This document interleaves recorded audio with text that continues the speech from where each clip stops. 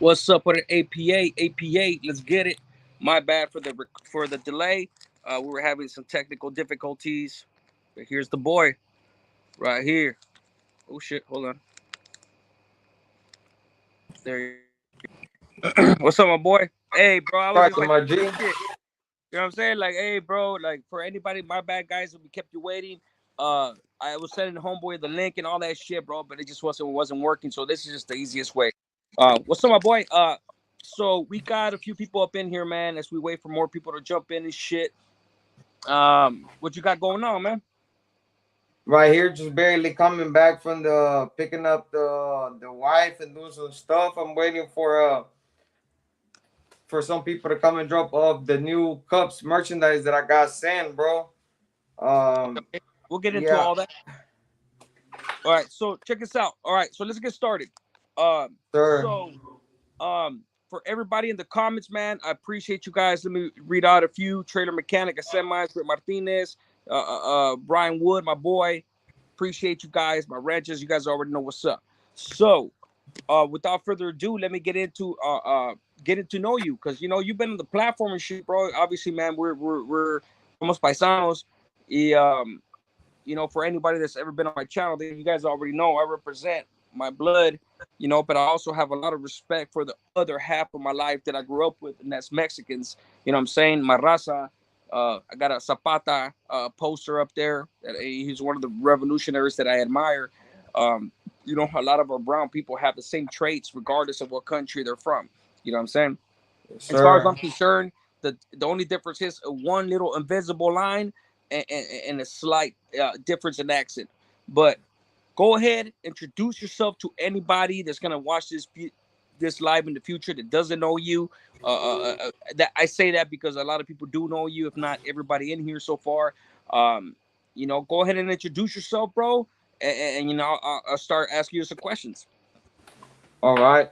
As you guys know, my name is Swag Junior. I got the channel called Upstate Rebels, which we just rebranded. Like my boy said, I'm Salvadoran, just like himself. I did about 15 years of incarceration in the CDC system. I came home and that made a change, man. Decided to start doing my family thing. Decided to start being a grown man about it, and decided to start taking care of the responsibilities that I had at home instead of being around playing with my life and throwing rocks at the penitentiary again. Okay, okay. Hey, well said, my boy.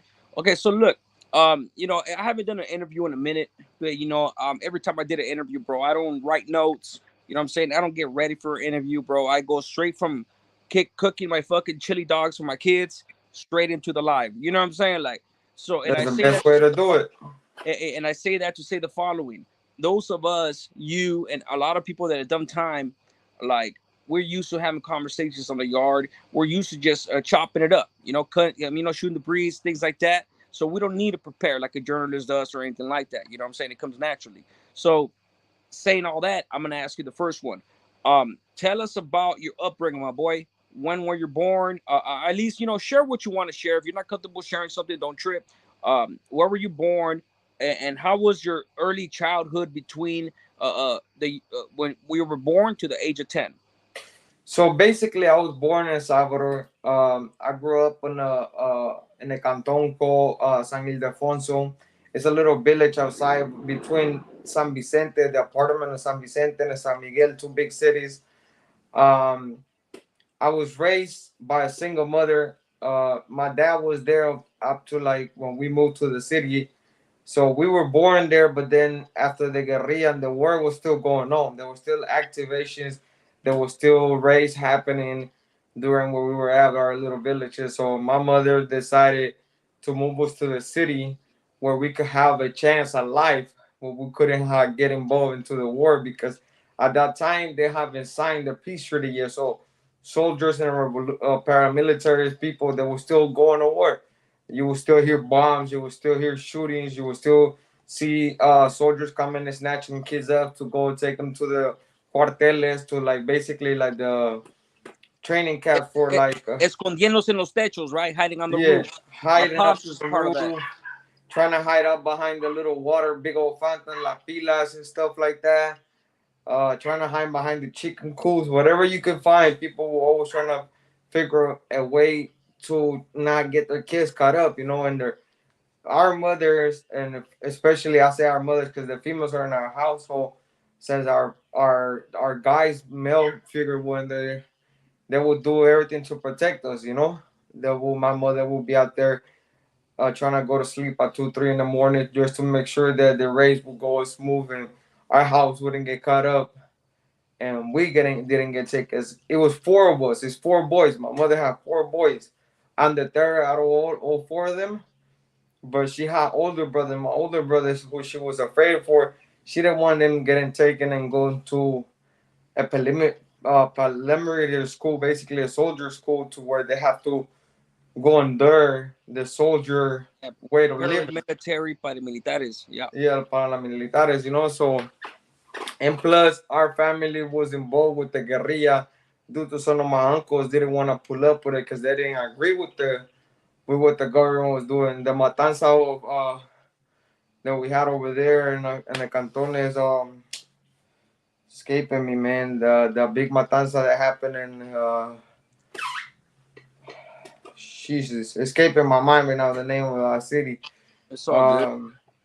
Um, but it was horrible at that time. So most of our male leaders went and trying to prevent that from happening to us. So they were always on point. They were at the entrance of the village trying to make sure the soldados couldn't come in and take their women and rape and do what they had to do because we had that in El Salvador. Unfortunately, that did took place. Atrocidades, atrocities. Yeah, You know, like there was a lot of atrocities that took place. Um, a lot of people blame the soldier, the paramilitares for it, but in reality, it wasn't them. Most of the stuff that really happened and why people start rebelling against the soldado was because of the nasty shit that they would do, the atrocities they would come in there and do. At first, people will give them tortillas, frijoles, eggs, whatever, give them breakfast. But when they start taking stuff by force, that's when people, Salvadorians, we kind of hot blooded. You're not just gonna come not into kind of somebody. my boy. We are. We are, you know what I mean. You're not gonna come into one Salvadorian man house and take his food and then still slap him around, embarrass him in front of his wife, and you think that's okay. We'd You're rather gonna move die, my away. boy. We'd Yeah, rather die. that's not happening. And that man is gonna stand there and try to kill you with his bare hands if he has to. So that's something that we carry, our pride. Salvadorians are very prideful, but we also are good, Appreciate kind that, of Fish people. Slayer. Pensa. Fish Slayer, appreciate that, my boy. Go ahead, go ahead. But we also are. This is a misunderstood people think because we hot blooded, they think that we don't have no kindness in our heart. That's not it. Salvadorians will take their shot. So look, Spencer, for cutting you off, right? So how was it to keep it? Because bro, trust me, bro. I'm gonna ask you. We're gonna cover a lot of things, right? And we're gonna go in chronological order. We're gonna go in chronological order, as far as your life, right? Your age. Um, Tell us a little more about how your earliest memories with your moms and things like that. Who inspired you, or at least who did you look up to? Things like that, bro. I did. You know what? My mother. I did look up to my mother a lot because she raised four boys, and that's not an easy task, man. And we're talking about a 4'11" woman that did the best she could. Having she never went to school. She don't know how to read or write. I mean, when I would get letters in prison for her, I would have to literally read it at least 6, 7 times to understand what she meant. It is to this day still like that. When she sent me a text, she rather send me a voice recording because then I will understand better. Because the text, I gotta sit there and try to decipher the text because her schooling wasn't that great. She didn't grow up having going to school. She grew up between the wars, so my mother was one of the person that I first looked up to because of how strong she held that position of the household. And then one of my uncles, who was like took up into the father role once my dad left to the United States. He took in like the father role. He would always come and check on us, make sure we're okay, make sure we had us eat food to eat and stuff like that. So I always look up to those people, and then I guess that kind of thing also me following into his footsteps when he became a gang member. I kind of followed into because he was my role model. Even though my mother's a strong woman, I mean, Salvadoran women are strong, but she was one of the strongest women that she didn't put up with nobody. I mean, There could be 11 people coming up towards her, and if her mind was made up that she wasn't gonna let you pass, she was not gonna let you pass. But she also taught us the morals and values that I now stand for and I now believe. And she also taught us we're supposed to respect our elders, which is something that is missing now from this youth. Which she also taught us, look, you don't if you see two grown people having a conversation, you don't jump in and give your opinion. And it doesn't matter if you know the answer, you don't do that. That's disrespectful. She also taught us if you're a man, you're gonna stand on your own 2 feet, and if you messed up, then take whatever you got coming and shut up and just do what you have to do. My mother was also a person that taught us hitting a woman wasn't part of our life, and she taught us a lot. Even though it came from a woman, she gave us what people have don't understand is the best game you can get is from a woman, bro. And women will game you up quick. And my mother was one of the persons that she will sit you down and tell you that stuff so you didn't commit the same mistake that she has saw other people make. She wanted the best for us. Unfortunately, we didn't have it like that. We was poor, but we wasn't dirty poor, like Hey, dirt poor. But we and, were poor, bro. and to that point, right? Just to add to your point, women mature much faster than men. Plain and simple. You know what I'm saying? It took us a long ass time to get with the program, like the regular life program, and women, that's just what they are, bro. You know, especially being because they give birth, they have no choice. Meaning, like in a righteous way, they have no choice. They have to, if they give birth, they get pregnant, they have no choice but to take care of that kid in a good way. You know what I'm saying? Some women do it because they have to, but most women do it because they want to. You know what I'm saying? So they have no choice. That's what Sure. when I say in a good way. Um, so yeah, man, it's a trip you say that because kind of leads me into the what I'm gonna ask you next. Uh, um, so you said that you said your uncle, right? Yes, sir. So he gang member, whatnot. So obviously he's your role model. You know what I'm saying? You looked up to him. Something that's very familiar with me too. My story. Um, so what around what age were you when you went from being, I want to say, a mama's boy, because I was a mama's boy too. You know what I'm saying? You have a lot of love Yeah. for your, being with your mom, listening to your mom, to you ultimately going down that path where you're gonna become a gang member because you look up to your uncle and shit like that. Because that's what happened to me, bro. I was a mama's boy, Yeah. and I went down. My pops, my brother.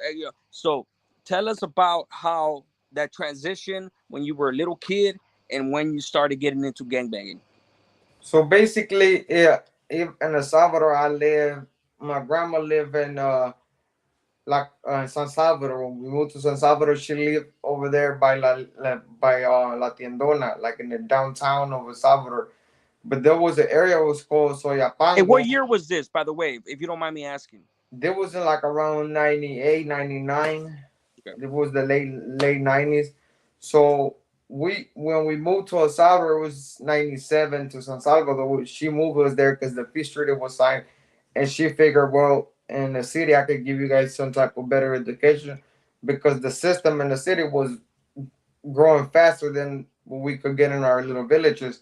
We didn't have a school in the little villages. In the city, you had schools that were already built. So she figured I could give you guys an education. So she sent my two older brothers to live with my grandma from my dad's side, and she kept the youngest ones because she figured gangs were already in there in El Salvador in 99, 98. The homeboys, Yeah. a lot of homeboys I got deported that were ready to start becoming cliques. She didn't want my older brothers to get involved. You know how people used to push the line like, hey, homeboy, Kyle, like, no, your gente. And she didn't want that for my older brother, so she sent them. Because at that time in the cantones there weren't no gangs. Homie, I remember in the cantones there weren't no gangs. The infestation of gangs came down the road like around 2010 when all the cantones got gang members over there. But that wasn't the case when we grew up. So when we moved to the city, we live in an area where it was controlled by the homies from La Línea del Tren, La Hey, but Colonia. sorry to interrupt you though, but obviously I know the history too, right? pero sí habían pandilleros allá, right? Like MS-18. Yeah, They went back there in the late 80s, early 90s, 80s, 90s, right? But you're talking about it was like what, like a big ass explosion of like a gang of motherfuckers or what? yeah, it was a big. Okay. Where the big explosion took place was like in 2007 and eight. That's when we saw like a huge increase of homeboys going to the villages. It was not just in the outskirts in the city. They were literally going to cantones where they were like humble people that had their corns, cobs, and there were those sandías, coffee pickers, and stuff like that that didn't have nothing to do with the city. We're talking about San Pablo, over there, Barrio Lempa, Pueblo Comiste, those little cantones. They didn't really see gangmen get until like later on down the road. Oh, okay, They okay. were in the city. It was flooded. It was where they Okay, started okay. I see what you're saying. to fight. Yeah. Um, 2001, 2002, that's when the war broke off in full blast against home MS-13 and 18. That's when it took off. Full blast. That it lasted for like almost to like 2005. It was really bloody. Like it was really bad. And then it took a time to come down for a year or two. And then it really went up there again, like in 2010, 11, and that's when they called the truce in 2013, the little shaky truce they did. But I wasn't around for that, so I was already in prison. But unfortunately, when I got to the city, we saw homeboys because we live in Soyapango, Okay, and hey, sorry to cut you off, my boy, because hey, bro, it's hella interesting what you're saying, right? And I know people are interested, but like I said, let me go in order. We'll get to all the good shit too. Okay, so thank you for elaborating. I mean, telling me, giving me details as far as when you were younger and things like that, right? Okay, so now tell us, you take us from when you started gangbanging to the first time you got in trouble of any kind. Not I mean, when I was a kid, I got in trouble before I started gangbanging shit like that. But I'm talking about when you are already part of the clica, the mara, whatever, and take us from there until you came to the U.S. so basically, we wasn't planning on coming to UH because we were good over there where we were at. We had established ourselves. Around 10-year old, me and one of my good friends, he became a homeboy, but me and him were friends, so that didn't affect us. But I And when was you say like, he became a homeboy, what do you mean by that? he became a homie from MS-13 because he was living in an area. I had chosen to remain neutral because I have family that live in the area that were from 18s, and I have family that were Los living dos. Okay. both, and I have cousins from 18 that were big dudes, like Es la shot única callers dudes. manera que tú vas a poder caminar para Yeah, it territorios, was. if you're neutral, Yeah, because ah, I st- yeah, it was neutral go for ahead. me. It was neutral because the cousins that were from 18, it's like them dudes were like they were firme, like they were cool with me. I knew them really good. But then when my friend became a homie from the mess, I start seeing his way of trying to always like, come on, fool, let's go kick it to the destroyer. The destroyers like those houses that are abandoned, and you got a bunch of homies there kicking it, drinking beers, and maybe one or two hyenas there, So me, not without knowing, sometimes I will go in there and just trying to call him like, let's go play soccer, fool, like come out, and he'll be like, come kick with me for like 10 minutes, and then we go. Well, that's how I started my involvement until one day we decided to steal a car just to joyride, and well, the police caught on to us because we didn't know how to drive a stick. I didn't. So we Yeah, just right. stole ¿Cómo it, andaban? ¿Cómo andaban? and we Zoom, were just zoom. going like this on the streets, and then you see the police coming by, and they also was like this, and I'm short, homie, so I'm trying to look into the wheel to trying to figure out what the hell is going on. I'm telling this fool like, hey, tell me where I can park so I can leave this shit and just walk out. He's like, nah, we can make it around the block again, and we can go up to the hood. I'm like, bro, there's no way I'm gonna make them with this shit shaking like that. Well, the police pull us over, so at that time, that's when the police were having the habit of, if they saw you with affiliated gang member, they will put you up against the wall and they will start checking you. If you get smart with them, they will start beating your ass. Yep. That's when they were doing that practice, and that's when they started doing all that stuff. So They decided to teach us a lesson and take us to the Bartolinas and stuff like a regular police station from here, or they call Bartolinas. They took us to the Sayapango Bartolinas and they threw us in there with a bunch of dudes from the mess because my friend told me, hey, I'm from the hood. So they didn't ask me, they automatically assumed since I was with him, I was one of them. So they throw us in there with a bunch of homeboys that tied it up on their face and their necks. They look real maniacos, real fucking angry at everything. And then they push up on me like, hey, homie. And then my homeboy's like, hey, dude, he's just the homie.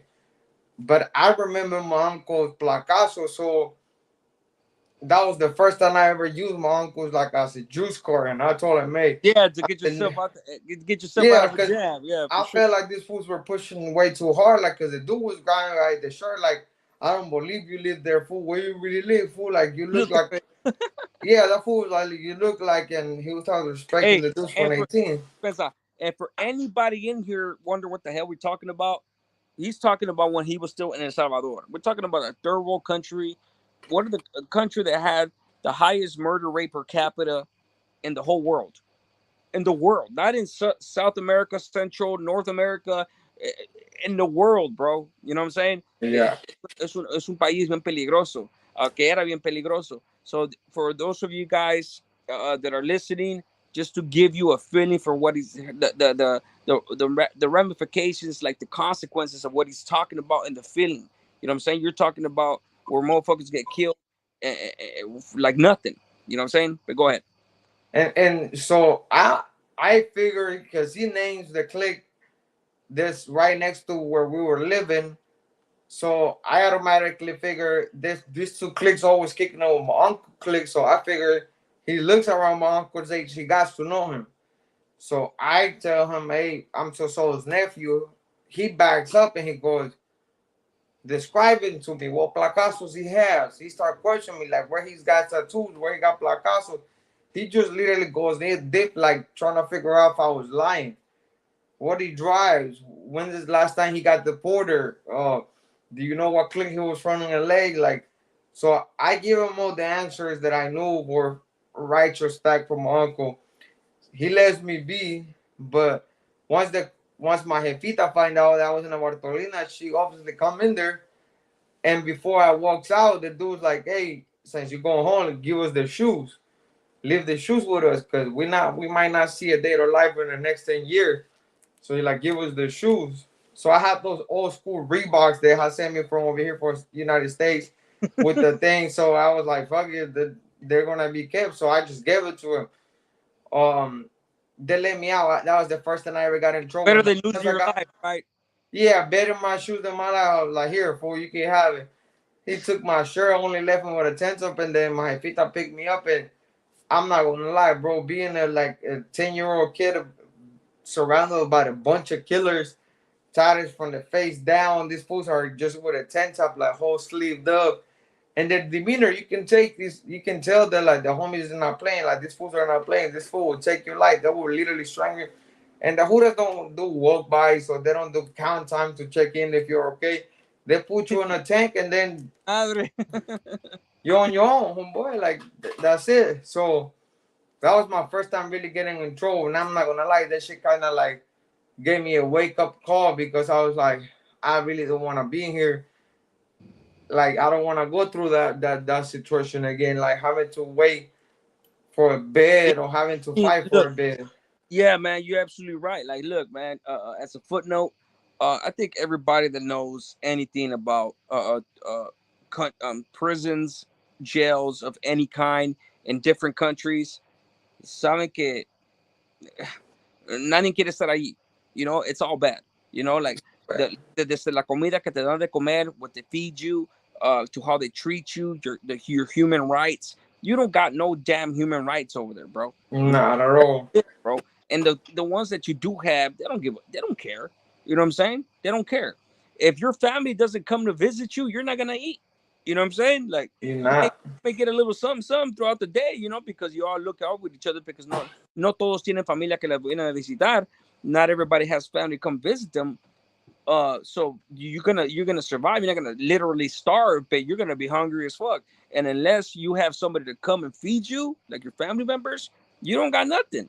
You know what I'm You saying? don't got nothing You coming. don't got shit. And from the conditions of having like 10, like 20 motherfuckers in a 5-man cell, you know what I'm saying? Like everything, bro. Like it's just all bad. You know, so that's something that I've always been conscious of. Meaning, like I've always understood that even though I was stuck in a freaking concrete box for 15 years, such as yourself, it's better than doing time over there. You know what I'm saying? It's a different type of suffering, but I'd rather have this type of suffering than that type of suffering. You know what I'm saying? A lot of people used to be like, "Hey, why you don't want to be locked up in Salvador? You get to have women come and visit you." Yeah, that probably might be a pro. Back then, it was like, okay, you can have your Hina come see you, probably get it in. But that's one good thing out of how many bad shit that you have to go through. When you go through the system, literally in El Salvador, if you're a nobody, you might be from the hood, but if you're a nobody, like you don't got no say so, you don't got no juice, you never done nothing, you just a nobody from the hood, they literally throw you to the pissers, like where the pisser is and the intake. That's where you sleeping at, homie, until you All earn bad. your damn bed. All bad, bro. And I'm not laughing because I'm laughing at them. I'm just laughing because it's crazy, bro. It is So, crazy. so okay. Hey, bro, look, and for anybody listening, man, look, man, I've been wanting to do this interview with my boy right here for a long time because somos paisanos. You know what I'm saying? Like, and and and I love any type of Hispanic, my boy. You know what I'm saying? Yo tengo un chungo de cariño a cualquier persona que sea hispano, raza. Obviously, you know, you got your discrepancies or razas only Mexicans. You know, some Mexicans, they don't like us and shit like that. Yeah. And some Mexicans say like, "Oh, you don't like us, you talk shit." No, bro, we defend ourselves. You know what I'm saying? We don't ever discriminate on nobody. They discriminate on us, and we're We gonna have a right. we Uh, react. and even though I've met some ignorant ass dudes throughout my life, I've had some solid ass paisas, Mexican dudes that I love them to death, bro, and I ride to the death with them. You know what I'm saying? So I don't see brown as being one brown is better than the other brown. You know what I'm saying? And I think that Salvadoreños it's one of the few exceptions where motherfuckers know we have a respect because they know we're crazy as fuck. You know, we have hot blood. I don't know why, what it is, bro. Maybe because our blood comes from a pinche volcán que está ahí y los terremotos, you know what I'm saying? Like, Yeah. I don't know what it is, bro. That Mayan acid blood, the Inca blood, we're all goddamn near the same, bro. But anyways, okay, so but I say that to say that I knew I didn't want to do this interview until I was ready to do it because I knew I was gonna get in depth, go deep, and ask you things and let everybody know how it is over there. And I do want to share some things at the end because mi papá está allá. You know what I'm saying? Like está allá todavía. And so it's very interesting. So lead us from that to how you came to this country. So after that incident, my mother saw that I kind of like hanging out with the homies. I kind of dig their style because they were protective. Even though the homie was pushing on me, there were still other homies that were like, "Hey, bro, like let that kid be, homie. He's with the homeboy. The homeboy, like the homeboy got his respect. Was like that fool saying that he got him, he knows and he trusts him. Like give him a quebrada. So I felt that unity. I felt that unity that I wasn't having with my own family, with my own brothers. I felt that cariño coming to them and the carnalismo that we sometimes find somewhere else that other rather than at home. With my brothers, we always fighting. It was always fighting. It's not that we didn't love each other. We just that was the way ourselves was. I couldn't. You couldn't tell me no. You could say yes, but I would say no. And my answer, fuck it, is my answer, and I'm gonna stand by it. So after that, my mother decided that it was getting a little bit too hectic in El Salvador. The crime was getting too crazy. People were getting robbed for their shoes. If you weren't giving up your shoes, you were getting killed and shot. So she decided, look, I'd rather take you guys and try to give you guys a better life over there now that you guys are a little bit younger. Then try it when you guys are already old messed up in the head from seeing all this stuff. Because you gotta remember, bro, over there when you see a shooting, it's not one, two shots. Over there, you see somebody getting smoked, they're letting them No out. matanza. Es No una matanza. There's at least 25, 30 shots getting thing. And if the dude didn't get shot, he's getting chopped up. And And that's what I was it's gonna say. If it's not that, getting shot is like the least of it. Que no te están cortando el pinche brazo, la cabeza y todo eso, decapitándote, it's a whole different thing. Go ahead. and then like the DPs, the homos will get over there. You don't think it's a 13-second just home. If you have that's your second DP, the homos will cut up a big old bamboo stick and they will hit you 13 times with that big ass bamboo stick in your back, and you couldn't drop, you couldn't mow, you couldn't even complain that that shit was hurting. So the homeboys have good rules in this, and then but they also have a strict program from the homeboys because you couldn't rob if you were living in a community. You were not allowed to rob in the same community. You were not allowed to do any crime in a community. You were not allowed to punk anybody in a community. You were not allowed to even go out of pocket with the females in that community. If you were caught doing this, oh my boy, then talegueadas were no joke, homeboy. La guía te va a montar verga. And I seen it happen like when homies sometimes they will Hey, smell the and glue. talegueada, for anybody that doesn't know talegueada, that's a beatdown. And Yeah, that's it's what really a talegueada. bit down. Yeah, it's vicious. Like a lot of back then, a lot of homies they used to be smelling the glue, like well, the pegas and stuff like that. That was the thing back then. And couple people sometimes after smelling glue, like the wires get crossed, and they will start robbing the people that will come to church, or they will start talking crazy to the church members. And that was a big no-no, man. That was a big no-no. And in that place where we were living, my grandma, rest in soul in peace, she was one of the ladies that was loved by the near every homeboy there. I mean, she will come out of her pocket baking big old fucking olla de frijoles con huevos, tortillas, and come and give it to the homie, make sure they're fed. And every time she would travel to the United States, she will always get like big old Pro Club shirts, little hat, shoes. Even if they were already used, like Goodwill shoes, she would take them over there and she would pass them out. That was because she knew she had suffered the struggle of the war, and she knew these people something trust the streets because there was nothing else to do. There was nothing else to choose. And some of them didn't have family. The families were in the United States and they forgot them over there. Like I know a lot of people there. So after the terremotos took place in 2001, when the big earthquakes happened in Salvador that buried a whole city, literally killed thousands of people, I remember that. we decided to move to the United States to try to figure out if we could have a better life.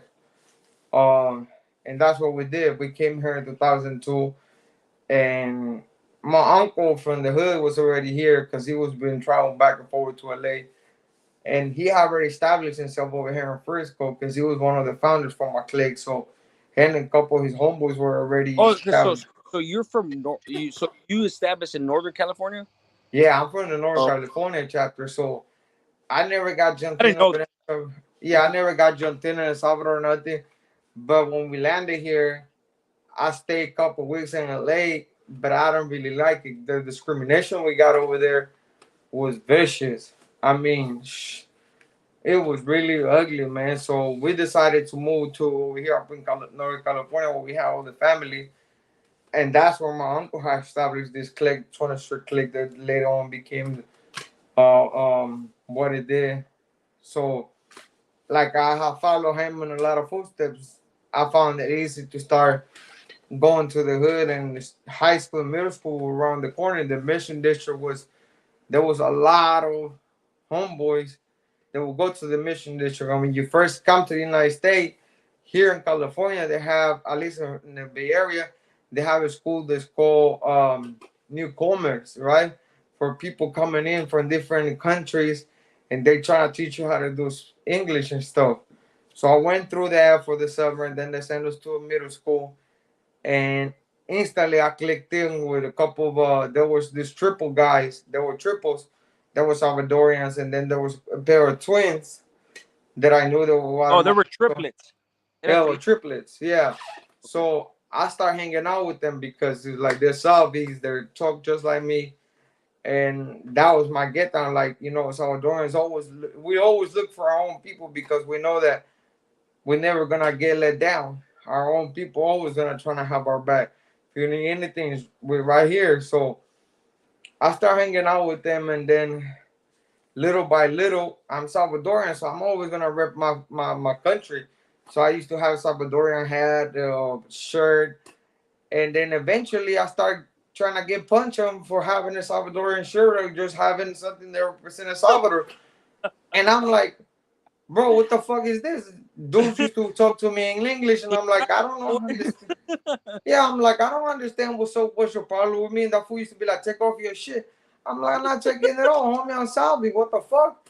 And then later on, I understood the beef that they had up here in Northern California between the North and the South, and the color thing that they had going on. So I Oh, was like, what the oh, fuck? oh, okay. That's So it's where it was more blue becoming. thing than a Salvadoreño thing.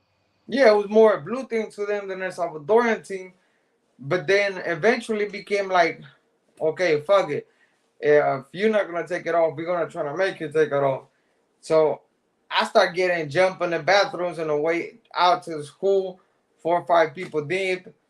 And I'm not gonna lie, bro, because most of them dudes were chilangos, and some fools were from Michoacan. I start taking it like this would be a racist towards me because I was Salvadorian, because Oh, I okay. didn't understand where they So, were so coming from. hold on, my bad, bro. Okay, so hold on. Si eran chilangos, sinaloenses, or whatever they were, right? ¿Eran pandilleros o eran nomás Yeah, paisanos? there were northerners, but I mean, yeah, norteños. There were norteño gang yeah, members. Oh, yeah. But I didn't understood that because I was just barely first hey, in from so the it's Salvador. double hate. It's Yeah, it double. was like a Not double only do hate you to have me. blue on, but they don't like Salvadoreños. Yeah, so I was like, finally, I asked one of the homies. I was like, bro, what's up with this fools? Why these fools always picking on me? Like, I'm getting fed up. Well, I'm not gonna start carrying something because I'm not gonna like get this fools punching me. They never wanted to get down 1-on-1. There was always 3-on-1, 4-on-1. And every time I would call them fools out 1-on-1, I would catch one of them on by themselves slipping. I would put hands on it. You gotta remember, I got raised by nothing but fucking guerrilleros, homie. And then my uncle wasn't having that shit. They used to fucking pull us out to the yard and just start giving us pechadas and trying to defend ourselves and making us fight. And that was the way we grew up because he was like, you gotta learn how to defend yourself because maybe down sometimes down in the time, eventually you're gonna start having to defend your family and shit Yeah. like that. So I mean, that's look, uh, uh, uh, regardless of where you're from, who you are, what neighborhood you're from, north, south, down, south, it don't matter, bro. At the end of the day, it's always going to be a tie, because everybody's going to take a loss. You know what I'm saying? Everybody's going to get their ass whooped. Everybody's going to beat somebody's ass. You know what I'm saying? It just really just depends on your luck. You know what I'm saying? Okay, so look, you get there, Mississippi, that we heard of Frisco. Hey, Frisco, area, home freaking beautiful, colorful flag. Shout out to the LGBTQ community. yeah, they don't like us that Yeah, much. right. No, I'm fucking with you. So all right, so you get here. Um, I'm pretty sure you were gonna lead to that, right? And for anybody in the comments asking questions, I know Listo asked a question, and I know I see you asked a certain question. We're gonna lead up to that, and I'm gonna try to cover as much as I can. Uh, uh, with the hassle thing, with things like that and shit like that, right? Meaning whether he got locked up, if he goes back, or what we think about prison glorified, things like that. Okay, so look, like I said, I'm gonna go in chronological order from when you were over there to here. Obviously, we can't cover your whole fucking life in one live, but we're gonna try to move along uh, as as we can. So uh, you get here, you explain that obviously dudes were fucking on, pushing on your bumper, things like that. Um, when did you? When did you? Eres de barrio acá? Yeah, Okay, what happened? What led you? I mean, that probably led you to become that. But when you became from your neighborhood, tell us how you became from your neighborhood, and and try to lead us up to how you caught when the first time you got locked up over here.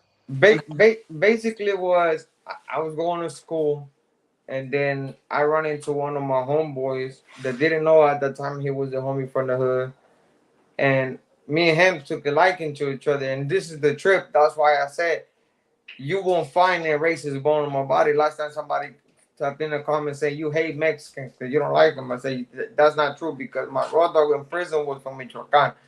And then the dude that actually took me to the hood to 20th Street was from Yucatan. He was Mexican himself. The dude that basically, I knew where the hood was, but my uncle would not allow me to go over there and kick it because he wanted something better for us. He wanted something better for me. And plus, my half already had threatened him and told him, if you allow this fool to come kicking my son to come to the hood and start kicking it with y'all, you're gonna deal with me. My uncle did not want the stress problem. He was like, I'm cool. Like your mom, when she's mad, she grows like about 6, 7 inches tall, bro. He's like, I ain't trying to deal with that. So after a while, in 20th Street, there used to be a park, and it's still there. As between 19 and 20, and it's a Valencia Street. They used to have these computers in there, and people will go in. Back then we had MySpace. People go back there and start checking their MySpace, the little Moco space, the little Hive, all the little fucking social media shit, right? I start going there to be in the computers because we didn't have enough money to buy our own computers and laptop. When we got here, my mother was doing the best she could, but you got everybody understand being an immigrant, jobs doesn't come that fast. You know, you get what you got. So I would go over there after school to go and kick it on the computers, and I would see the homies hanging there, and I would start hearing them speaking this Salvadoran slang. Sometimes, little by little, you start getting like used to it, hearing, and then you start asking questions, start going there, and then you will see this fools eating like stuff that was Salvadorian comida. So you start trying to figure out, hey, where can I get those cookies? Hey, where can I get those chips? Hey, like, you know what I mean? And then you start creating like friendships around. So that's how I start going to the neighborhood without my uncle really knowing.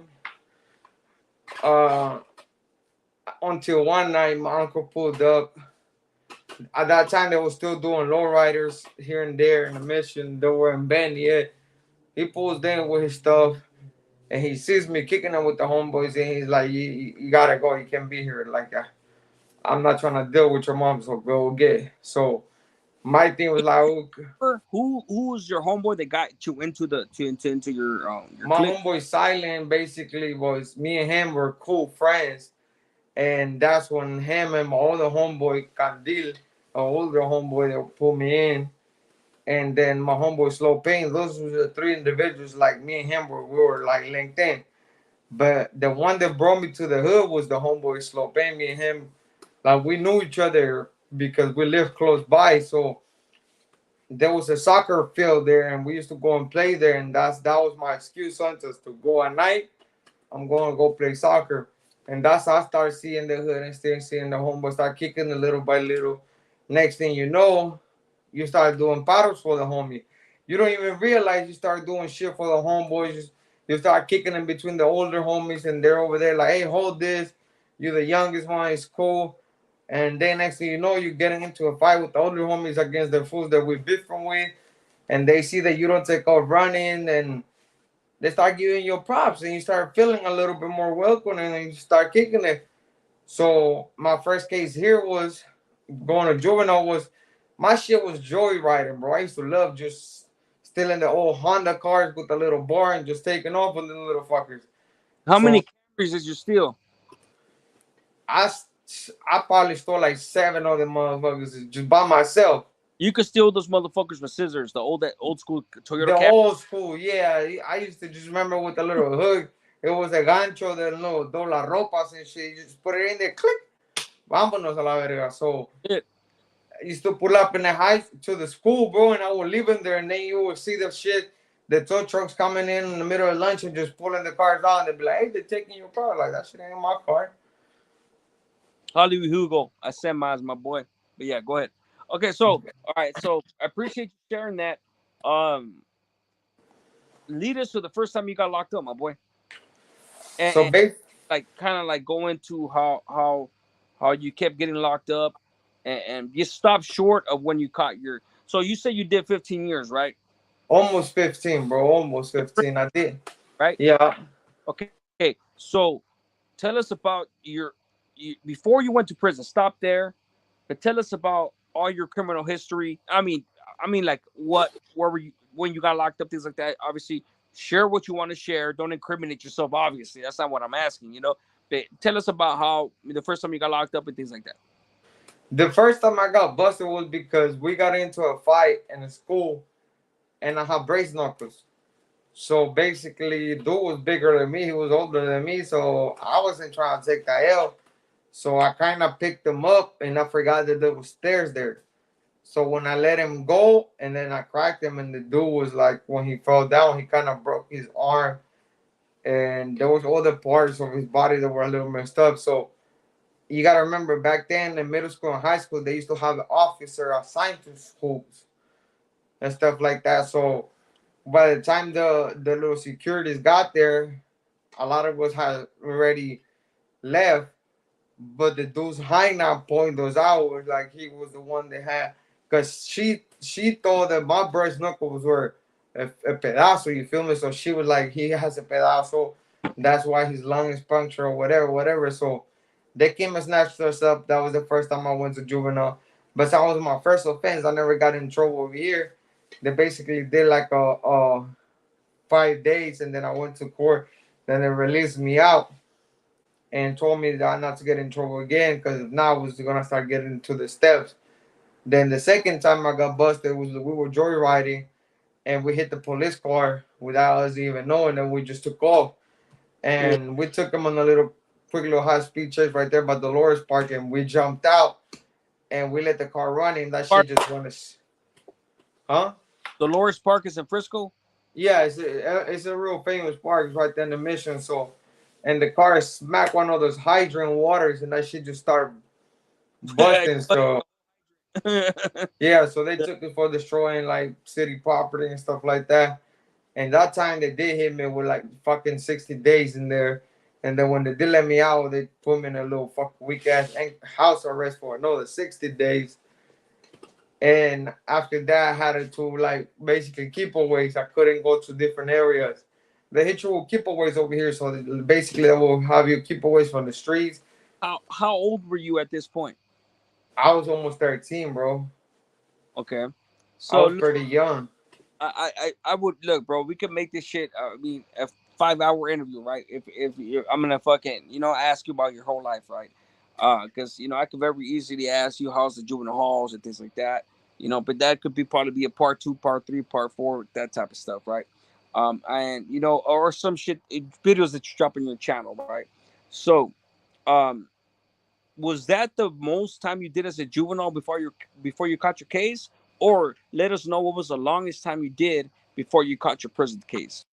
So I did basically 4 months. That was the longest I did. 4 months. Right after that, And what was uh, the first yeah, so right.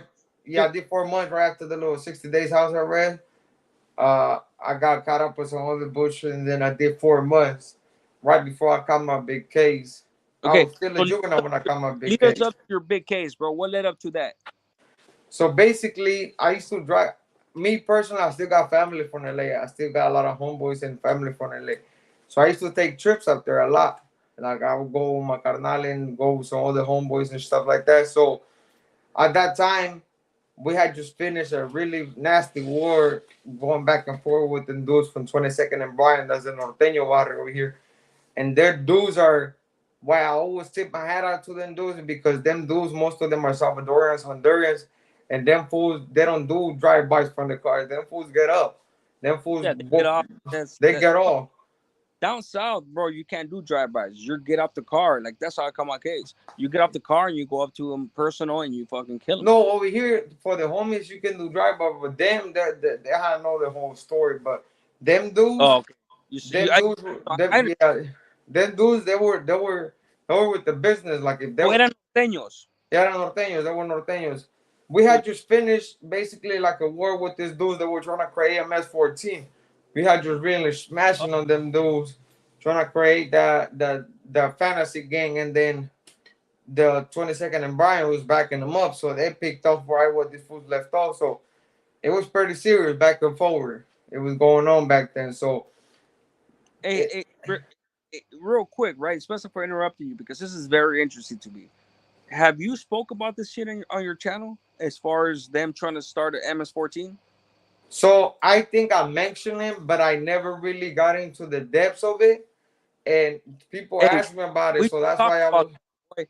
We should talk about that, or at least you should talk about that. There'll be some great ass content on your channel. If you know any specifics, obviously, without getting anybody caught up, you already know that. I'm gonna tell you that. But yeah, but go ahead, keep going. I just So yeah, but basically the shot one of my homeboys triste, and then the second time my homeboy that I got tatted right here, my homeboy that I'm on is Maita, and that's why not we start really feeling it because that was the first time in years that we had lost a homeboy. We didn't have, and they can, and people sometimes get bored when I say this. We didn't lose a lot of homeboys to their hands. I can count with my hand with this hand how many homeboys we lost to the norteños. And for '96 we lost the homeboy Mamu. And 2001 we lost the homeboy Big Bow. In 2003 we lost the homeboy Big Memo. And in 2008 we lost the homeboy Mayita, and that was it. And then afterwards we lost another homeboy, but he was killed by Moreno. So we didn't really lose homeboys like that. So that was something we took a lot of pride on because we didn't let the homeboys stay out longer than that. We really had a real strict program. hey, you know what's the trip, my boy? That's how I know that you're que eres de barrio or eras de barrio. Because I could legit count on my hands too all the homeboys that we lost. You know what I'm saying? Like, so I could legitimately know when they were lost, who was lost, and things like that. So, go ahead, my boy. So after that little incident we had, they start getting a little bit more bold. The fools were literally because our barrio is 20th Street, and then they have other, just you walk up the block and it's 21st, and there was a barrio of older norteños, like real older heads, and then the following street was 22nd and Mission, and there were the back streets is where a lot of them fools used to kick it. But them fools start getting a little bold after they got a couple homeboys slipping. They will start walking down, literally Oh, trying to get at the homeboy. So once we start seeing that situation, we were like, Charlie, homies, not happening. These fools are not about to do respect us like that. So it got crazy for a good couple years, even though it's all over the news, over newspapers. The violence really did increase around those years, 2007, 2008. It really got crazy because we start. There was a lot of little young homies coming in. They had something to prove, and the older homies were pushing a hard line as well. So, but see, when my case took place, I wasn't even around the city when that shit happened. I was nowhere around the city when the incident took place, and that's why I was so pissed off when a lot of homeboys got caught up on the indictment because we got caught up on the indictment. It was a RICO indictment that they just decided oh, to take out the whole game and just start giving out cases to the people they thought they had, and basically they had about, in our case it was like about 5 6 people that flipped. And on top of that, they already had 3 or 4 people working with them that were out there in the streets with us that were really passing out the information. So boy. So look, for anybody out there listening to my boy right here, and all of you guys that already know, you know what's up. But for those of you that don't know, when a RICO case comes down, when they start snatching dudes up on a RICO case, you already know they have at least 3 to 4 motherfuckers that have already been wiretapped, collecting evidence, turn state's evidence and things like that. So by the time, if you're from any gang or at least an associate of the MA or any organization, and you get snatched up, because there's a difference between getting snatched up by your PO, the marshals like me, because I was on the run for my shootings. If you get hit by the FBI, you're you should know that they already know everything they need to know, and that's why they're coming after your ass.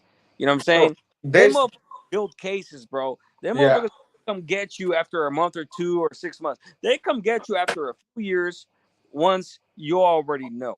You know what I'm Yeah, saying? once they do 4 or 5 years investigation, and within those times, 9 out of 10, they already infiltrate somebody, and they already have somebody in their hand and is giving, feeding them information, and that was the case for us. Depends on my boy because we got a J cat up in the house saying, "Damn, you keep interrupting him. Let him talk." Look, my boy. First of all, it's called the interview, and since you want to be a fucking crybaby, bro, we don't need negative energy up in this bitch. So you're gone. How's that? An interview consists of two people going Having back a and forth dialogue. and asking questions. So if you don't like it, hey, I'm not gonna miss you, my boy. So yeah, bro. So I tap in to make good footnotes on what you're saying to validate and to pretty much say, yeah, bro, you're absolutely right. You know what I'm saying? And I didn't know you got caught up on a RICO case.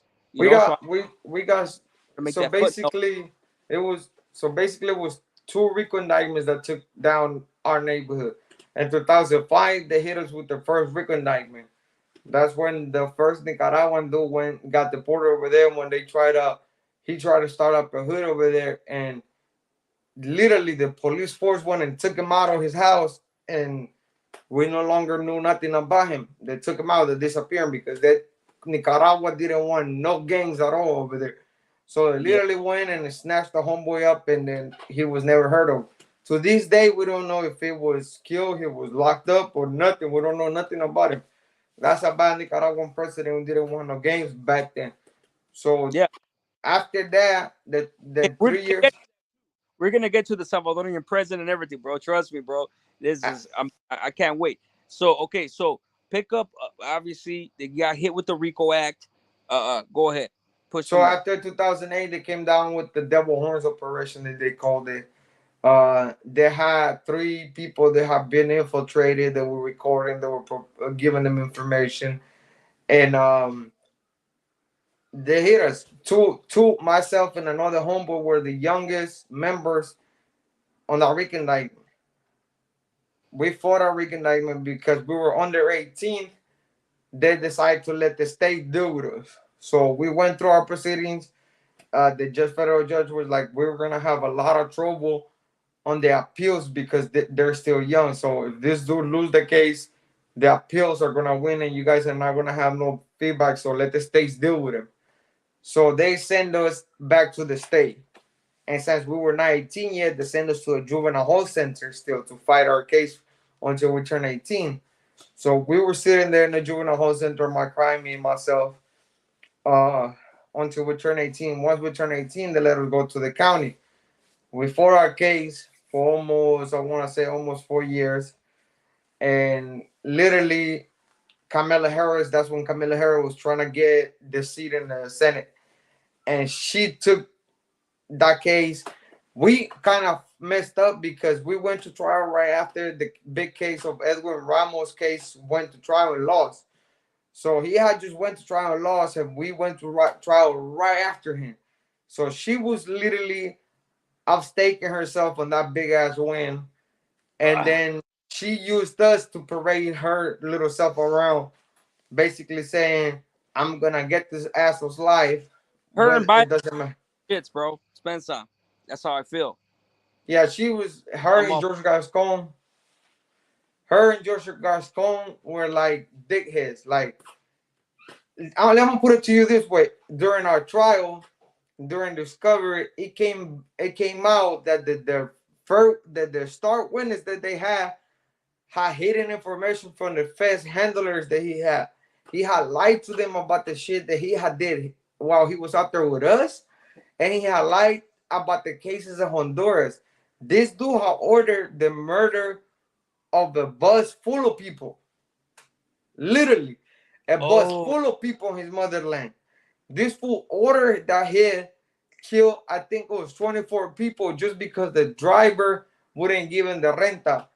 On I, top of that, he himself had executed two people near his house, put them on execution style, and they were still using it. The feds decided, like, Charles, we're not gonna use him because it's liability. The feds decided not to use it on the homeboy's case, but the state was like, Charles, we can use it.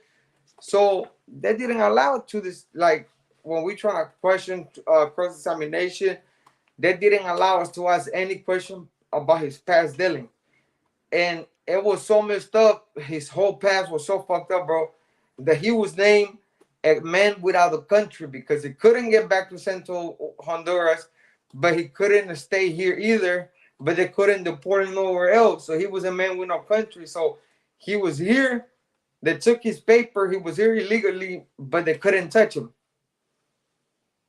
You talking about a man that killed 24 people on a bus, executed about 4 of them, and is still there, called many shots to get people killed, to get used on a RICO indictment for 2 juveniles that were fighting for the case, and half of the shit that he was saying were a bunch of lies.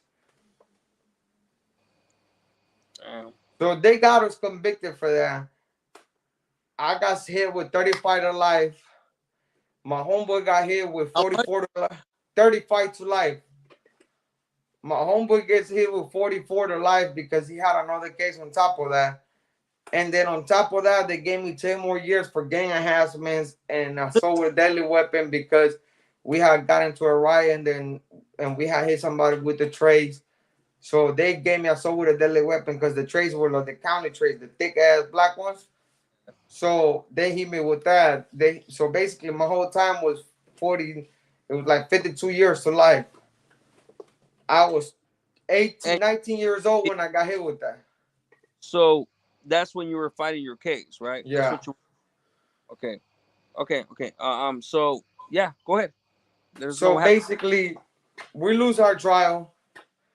They come and do the whole little intake for the PO, and they ask if you want to do like a statement towards the family, whatever. We say, Charlie, we just want to get going to the train.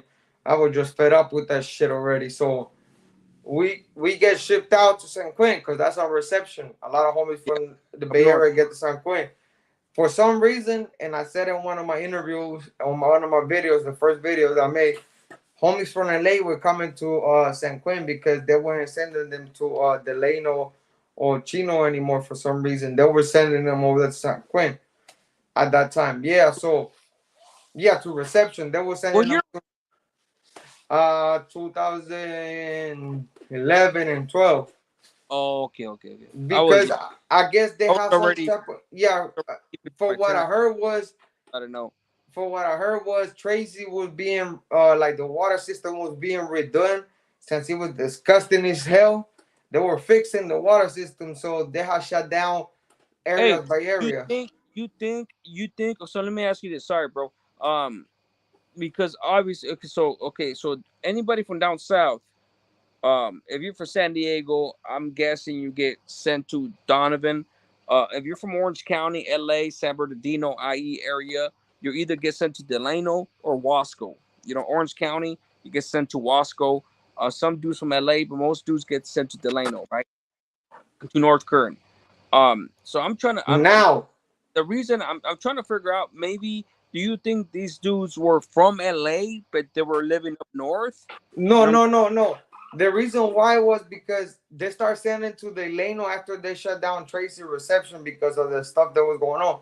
When they were sending the homies from over there was because Tracy was shut down and North Kern had just got into a big melee in reception with the blacks. They didn't want to deal with that.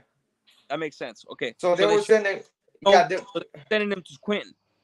Yeah, because Tracy down because Tracy has fucked up water. That prison should have been condemned decades ago. A long time ago. That shit was like when you turn on that water, that shit is so yellow and it smells like straight doo-doo. Like you could, bro, like when I got there, you couldn't even brush your teeth on the layover. I used to literally just grab the milks and just brush my teeth with the milk because I didn't want to touch that fucking water. In 2011, bro, I was still on that lockdown from New Corcoran to Pleasant Valley. You know, 2009, 2010, 2011 into 2012, I did a 2.5-year lockdown. So go ahead. That's why we didn't know. No, yeah. So I was surprised myself because it was just me and my homeboy and Quinn. We're waiting for it to get processed, and then you see people coming on the bus, and then the CO goes, "Hey, get ready! You got a bunch of homies coming from LA." We look at each other. I'm like, "From LA? What the fuck? Don't these fools go to Tracy or Delano or something?"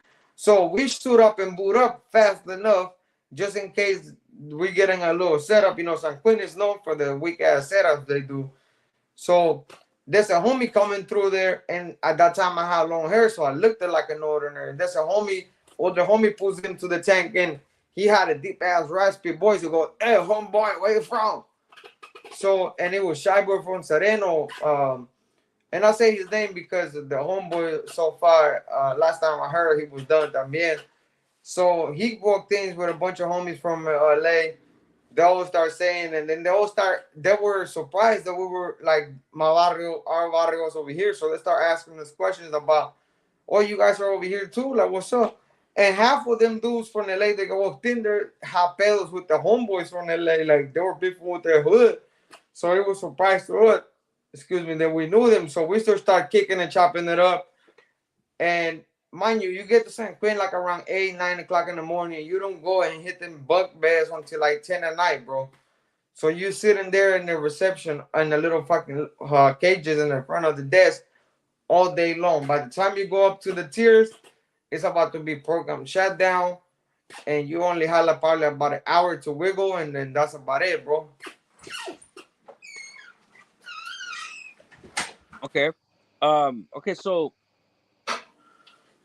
man, bro. I mean, I have at least 3 to 4 questions on my head, right? But I'm trying to figure out which one I want to ask first, right? So you did 15. Okay. So ultimately, you ended up signing for 15 years, right?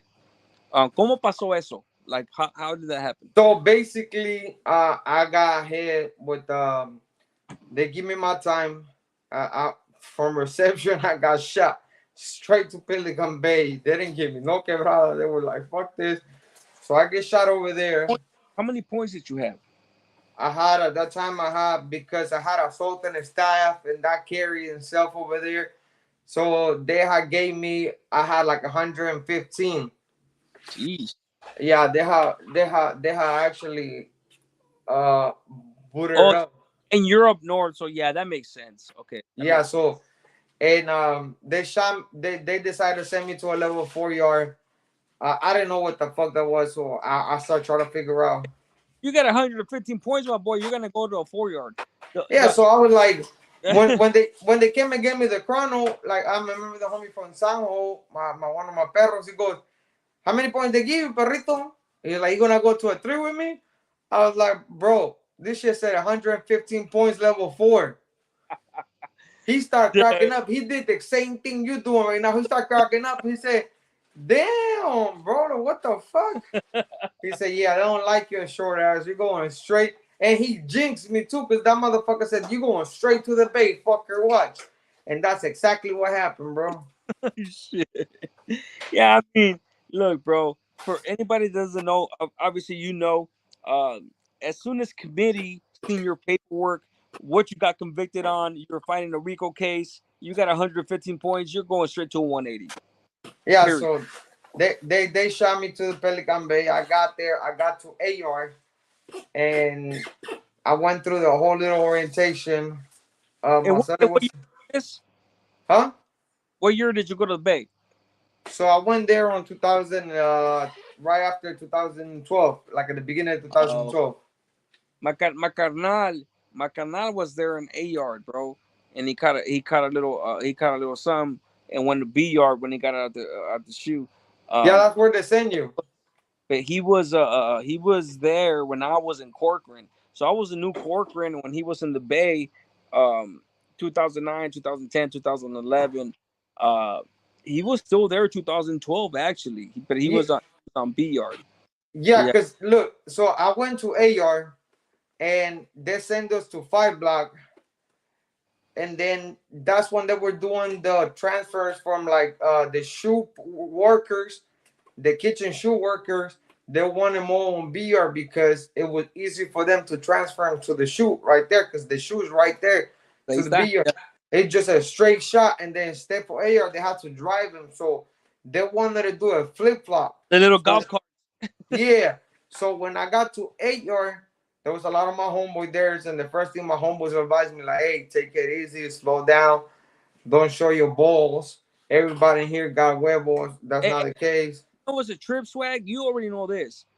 A yard was, as crazy as this shit sounds. If I ever interrupt, it's for a reason, and it's gonna make a good point. Um, it's crazy how thought that A yard was the soft yard compared to B yard. You know what I'm saying? AR was like the old guys retirement home type of shit. That's Yeah, what bro. people deemed it. You're in Pelican Bay, my boy. 180 is a 180. You're gonna get killed, even a 3 yard. But it's just I was tripped out how that even within Pelican Bay. That's why I did a video. They minimize them. The Pelican Bay syndrome is a Pelican Bay syndrome. Even in Pelican Bay, dudes think that A yard is soft. B Yes. business. My boy, trust me, bro. Like you know what I'm talking about, bro. Not It's many. not even like that, homie, because I remember getting to AR, and then as soon as orientation, there's a whole week orientation. You don't got nothing coming. AR, Pelican Bay doesn't give you a property until like they do in packages. If your building's already passed, you gotta wait for the motherfucker to go around. So you can wait 2 months, 3 months without your shit. So I remember me being landing there. I instantly wrote up my package list. My TV was the first thing, and I was like, send it ASAP. So when they do the next time around, whatever building I'm on, I can get my own shit, right? So they shot me to 5 block with a homie from Bowling Park. He was my celly. Cool celly, firme celly. He had already been in the system for like about 4 or 5 years. So he started breaking it down to me, started giving me the respetos, and we started going back and forward, trying to learn. I was the person that I asked questions. If I didn't know something, I asked questions, homie. Yeah, 100%. And that's when they start coming around and say they're gonna choose and pick some cells to get transferred to BR because they're gonna flip flop the shoot workers from AR to BR. So they were picking like some cells, full cells, or just like one person from the cell. And I happened to get picked up from that cell myself. My cell is still there, and I got transferred to BR. And that was within the following, like after orientation, within the following week. So I got sent to BR, I believe was the last block, if I'm not mistaken, it's 7 block, the last one, the very last one. And BR, because I know BR had more short, AR had more blocks, but BR had only, I believe it was 6 or 5 blocks. I can't remember correctly. Oh, I gotta look. 8.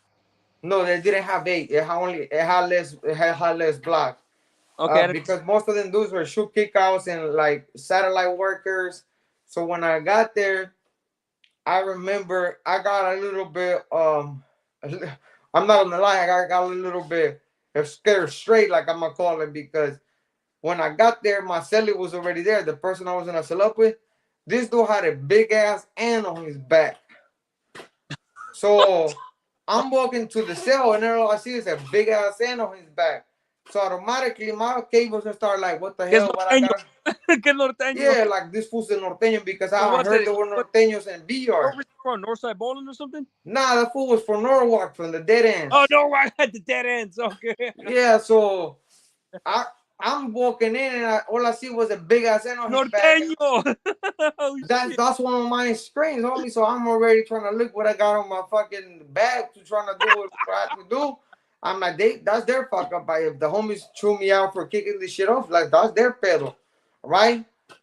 No, And I look behind me because the norteño was coming. Hey, you already know this. For anybody out there not listening, let's just say he was a norteño. You would not got in trouble for taking off on him because that's a rule. You're not gonna set up with the norteño. I mean, that's just a rule. No disrespect to norteños, but Nah, that's what's expected of you. But go ahead. that's what's expected. So besides, I did it. And then there's a norteño coming from behind me going to the other cell. And I'm like, shit, if this was a norteño, I'm going to have a rough. The dude was like yoked up, homie. Like he was, I'm like, and I'm short. So, and like, I got my size on me, but I'm short. He was at least 5'6", 6'1" or something. And he was pretty big. So I'm thinking to myself, like, I got to hit this fool one punch and drop it and then go straight to this fool and trying to throw him off the little rails, because in Pelican Bay they had a small little rail.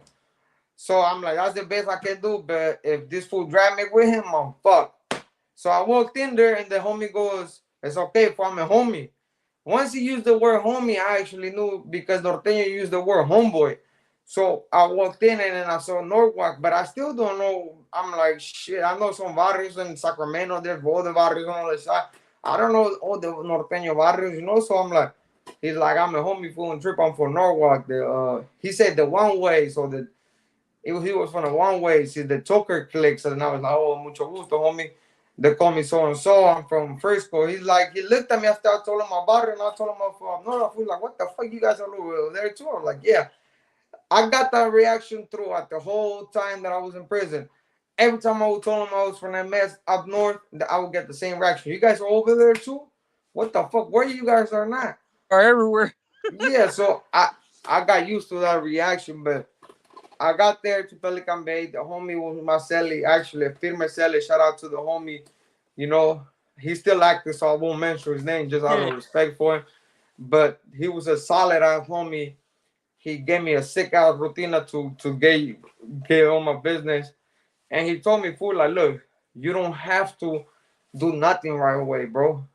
I know it's suspected you're a lifer. You coming in, you probably want to get your shit out the way. But he's like, you don't have to go and start raising your hand right away. Pip the yard. If you don't like it, then do what you have to do, bro. I got the same advice and consejo from my homeboy, so I took it to heart. Like, you know what I mean? If my name is called and my number is due, then fuck it is what it is. But my homie that I knew from the streets, from San Juan, from the Barrio Peligrosos, from the east side, he was there. And the dude that was his crime that had told on him landed in the same yard. My bad, bro. How old were you when you got to prison? I was 19 years old, my man. Okay. I was a kid myself. I was 19 years old. I thought I knew it better. I thought I was like, I got this. But believe me, you get a rude awakening once you start seeing somebody get poked, bro. Once you see people almost losing their life, like I got the rude awakening. Like my sentence didn't hit me until I saw that riot with the whites and the Crips and AR. Because I was there when they kicked off because there was a white Crip. And you know, that's I, not, I heard yeah, about that's a no no. So they got off and I saw dudes gushing, dudes literally trying to run to the medical just to at least get a chance of living. And once you see stuff like that, bro, people, grown ass men fighting for their life, you start to like look at life a little bit. And that's when it actually hit me like, fuck, I'm a lifer. Those and, things are expected of me. and you know what's crazy, my boy? Is just that, like you get used to shit like that. You know what I'm saying? Like, We and normalize it. yeah, it's normalized. You become callous to it, and like, just to for example, in New Corcoran, the Father's Day massacre in 2009, um, maybe 3 or 4 days before Michael Jackson died. I know that because I remember I was slammed down in the cell. Uh, I watched two dudes get butchered, right? And instead of me being like, "Oh shit, what the fuck," I was like, "That's right, get them, get them." You know what I'm saying? That's And the it, reaction we get. yeah, it's just so crazy, bro. Because people that are on here, we're on YouTube, right? We're on YouTube, we're doing interview things like that, and people are not gonna like us. You know what I'm saying? And people are gonna love us and respect us, regardless of whether you're dropped out or not. It doesn't matter. You know what I'm saying? But if people were to see the shit that we seen, they would probably have second thoughts. You know what I'm saying? Especially all the dudes on the comments, trolls, they talk shit, they just hate on us, and it's just like, bro, you will shit your fucking pants if you walked one day on my right shoe. You know what I'm saying? Like, it doesn't make me any better than anybody or anything like that, but you will have a lot more respect instead of talking shit. You know what I'm saying? For this type of shit, because it doesn't matter what fucking prison you were at. You seen some shit like that, bro? It's fucking crazy, and that's why I appreciate you jumping on with me, and you know what I'm saying, like, and sharing your story, my boy. But go ahead, pick And, up. and and you know what, bro? And it's crazy because I think this is the deepest I went as far as my life because I haven't shared most of my experience with my audience. Most of my time I've been just what I witnessed and what I've seen. My life I only did like when I first got it, like my Salvadorian, like what I call the part one story, which is how I grew up and how gangs touched me. But I actually haven't been this deep involved in a conversation with nobody, and I haven't shared that in my channel because Appreciate you. I wanted to do it with either sharing it with somebody that can understand, or I wanted to do it on a format where people can understand where I'm coming from. That I'm not glorifying what we see, Hell no. But the thing is that we normalize that type of living because we think that shit is normal. We get so institutionalized, and this is what everyday life look like for us in there. And that's why I tell people, like, if you have a loved one locked up, write him a letter, because I will guarantee you that little letter, or just buy him one of the Walgreens cards and just tell him that you love him. You don't That's have all. enough time. That's all it takes. I love We you. don't I'm thinking need of money. you. Mail that We shit. don't need money, bro. Like, We don't need no money. show me that you haven't forgotten about me. That's what I'm saying.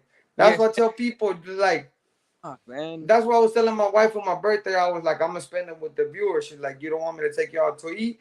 And all my little homies, like, hey fool, let's go. Let's take you out to drink. Let's do this. I'm good, bro. I'm Gucci. And then I told her the next day, look, it's because in there it was just another day for me. Maybe yeah, I get a little drunk, or maybe did a little shot or Always, whatnot. But my birthday was just another day, my boy. And then so when I came home, I got so used to not doing that on Friday when it was my birthday, it was just like it's just another day for me. I don't want to make a big deal out of it because people had to understand I literally had to go through the fire and survive, and came home traumatized. Bro, you will understand this probably. hey, my boy. I've never celebrated my birthday on my channel. My birthday is coming up in about a week or so. Nobody's gonna know when it is. I don't celebrate my birthday because, like you said, to me it's just another day. It And my just mad at me, bro, because she said no, it's special. It's just another day, man. You know what that's all it is. And there's one thing people I need people to understand, that how bad it is out there for us. You might probably get it. When I came home, bro, the first few days it was rough.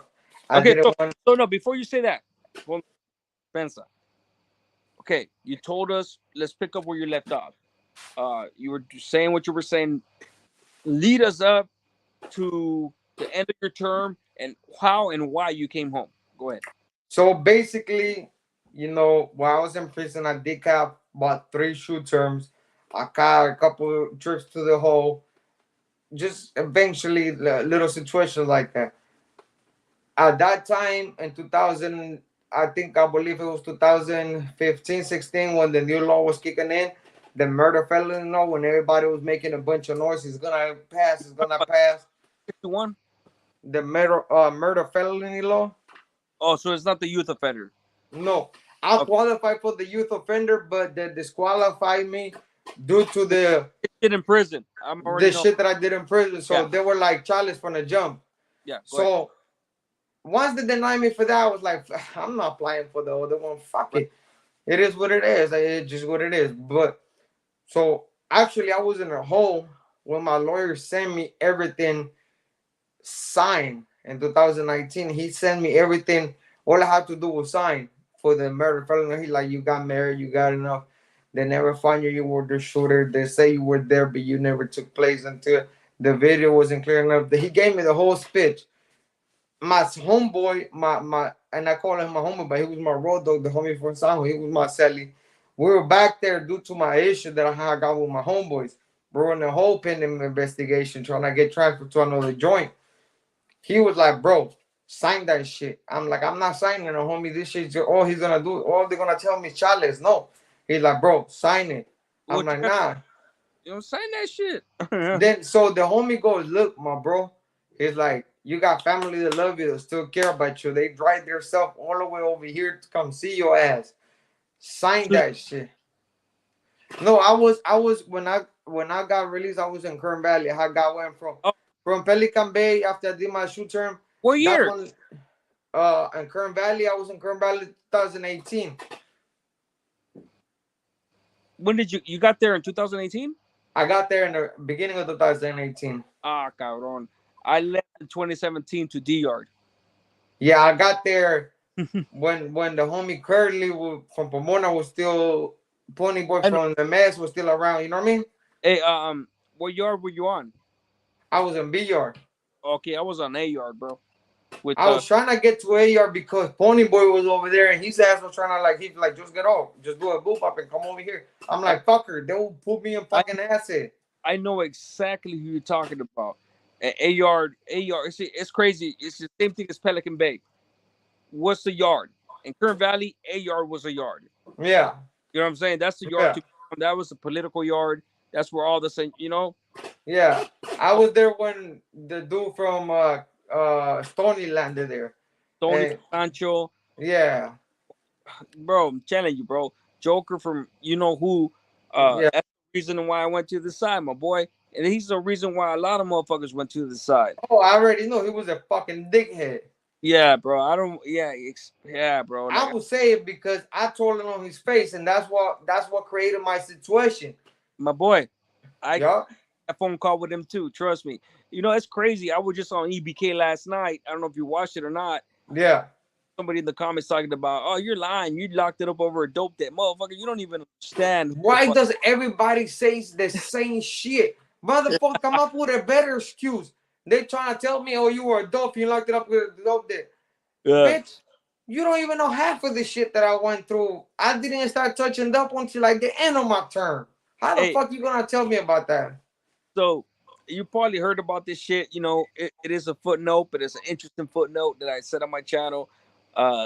Stoney, old boy Joker, took over the lower yard from Stoney because he didn't take over. Stoney just gave it up because the old man was just like, you know what, fuck you guys. You guys want to do me like this because there was a bunch of overdoses in 4 block Yeah.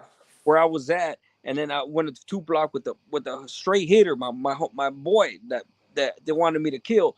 We were pegadores, estamos pegando. You know what I'm saying? Like we And were, they hated that shit too. They always I hated that. and they always hate on that shit, bro. Husky, before he got out, I don't want to say where he was from. He got made before he paroled from that yard. He got made. I already know what you're talking about. Popeye was there.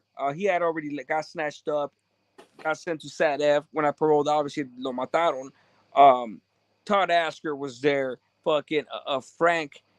Frank was there from the Aryan Brotherhood as well. Lefty from the Aryan Brotherhood was there. I was with him when he first landed in Centinela when they all landed with the other dude. They had the homies working for him. The AB este güero, fuck his name escaped my himself. Scott something. I forget his Bundy. flacazo. Huh? Talking about Scott Bundy. Look. Sleepy from Wilmas was there too. That's the first time I ever mentioned that fucking name on this fucking program.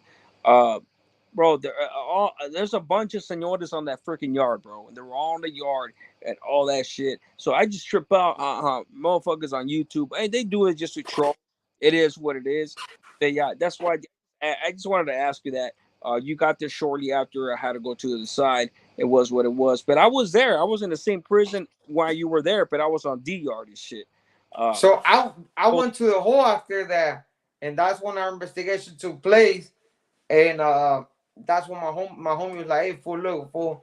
And he told me this, and it kind of made me feel bad because he's like, "Look, I jumped for you, for like I put my career right there in the line with you. The least you could do for sign that paper trying to get home." He's like, "I got 4 more years. I go back to Mexico, no hay pedo." He's like, "You gotta deal with all this shit every time you hit a yard." He's like, "Just try to see if you can go home." So I felt the pain the way he was telling me because he was like a brother to me. So I signed the paper. It took about 6 months to get a response back. And when I got a response back, Cucuy had just got there and were like, "You gotta sign the chronicle because we're not letting you to New York." It's like this is what we got, this is what they told us, and that's it. I'm not signing shit, bro. You're not making me go away. You're gonna have to just literally do what you have to do. And they were like, "Well, we're just keeping it back." Because I didn't want to sign the SNY Chrono. They didn't want to send me to another personal yard. The warden didn't want to send me to the A yard, even though a lot of my homeboys were there. They were just like, "Nah, Charlie, we're not sending you to there," because somehow they had intercepting a phone call from Santanella to one of those yards between my homeboys, and one of my homeboys has said something that he shouldn't have said. The feds I caught on to it. That's when they did the whole indictment with the snatched up Nick and all of them fools. Um, so the situation got a little bit worse. They kept me there for investigation. The dudes went in trying to convince me to. Hey, what part were you in the oil? I was in ad set 1 because ad set 2 is for like EOPs. I was on B pop. I was in cell 17. Monster and another homie were in cell 14. The fools that had just killed the dude over there. And then the other fools landed there. What dude? They had just killed, I forget his name, bro. Uh, they had just tried to, they No, didn't no, kill him. no, no digas nada. No digas nada. No, go Yeah, ahead. there was couple cases back to Yeah, yeah, back. yes, don't, yes. Keep Yeah, going. so that the I was still there with them. They still had me in the roll call. They still was there, but there was talk like when the door opened. Of The course. you know what I mean. But Yeah. I still went Or out to the yard and did what I had to do. I still didn't. I gave him my face, homie. I showed my face you have, everywhere. have a celly? Yeah, I had a celly. My homie, my crime was my celly. So they trying to get on my celly like, hey, bro, you can come back if you do what you're supposed to do. My celly told that fool in the tier, hey, fool, well, we don't swap cells. You come here and I go over there. Oh, so they had you guys on disregard, basically. Yeah, they had us in the regard basically because Yeah. when the Kai landed back there with the dude they had trying to remove us, the old man basically has Parole? said, Dispensa? Did you parole from the hole? They basically smashed me up from the hole to the county to Oh, so come they and find my oh, case. So for sentencing. yeah, so from Kern Valley, they sent me to the county. They snatched me up to the county. Okay, going back to the hole, what were you gonna say right now? So they had sent a note down there saying basically that the Rucos had told him that he was a fucking asshole, that he didn't want me there. Because I told him a shirt on his face. And you gotta remember, Salvadorians, we don't buy our tongues, bro. And I wasn't the person, and I called it the way it was because he was like, you have an understanding with somebody, right? Boy, that's how I know you're telling the truth, dog, because you're talking about the same cat. Me and you were in a disregard. I just made the choice to make the choice. But it's crazy, bro. That's the same I mother. wasn't I wasn't trying to give them fuckers that satisfaction, bro. Man, And then I got sent to the county, and basically that's what kind of when I landed in the county, that's when they knew that's when the incident had just took place in the feds.